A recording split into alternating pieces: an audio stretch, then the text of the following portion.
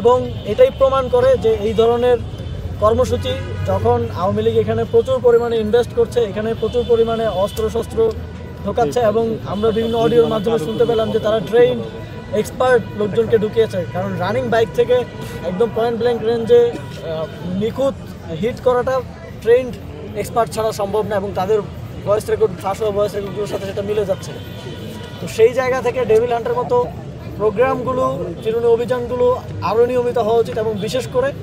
নির্বাচন সুষ্ঠুভাবে করার জন্য সরকার যেটা বারবার বলছে তারা ফেব্রুয়ারিতে নির্বাচন আয়োজন করবে,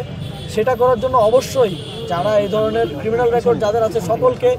কারাগারে বন্দি না করে একটা সুষ্ঠু নির্বাচন করা সম্ভব না। সেজন্য আমি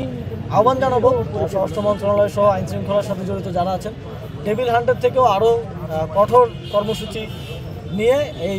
সন্ত্রাসীদেরকে আবারও কারাগারে বন্দি করার, যাতে করে বাংলাদেশে একটা অস্থিতিশীল পরিবেশ তৈরি না হয়, হাদি ভাইয়ের মতো আর কাউকে এ ধরনের ঝুঁকির মুখে পড়তে না হয়। আমরা জানি না তিনি ফিরে আসবেন কিনা, এরকম সিচুয়েশনে যেন কাউকে পড়তে না হয়।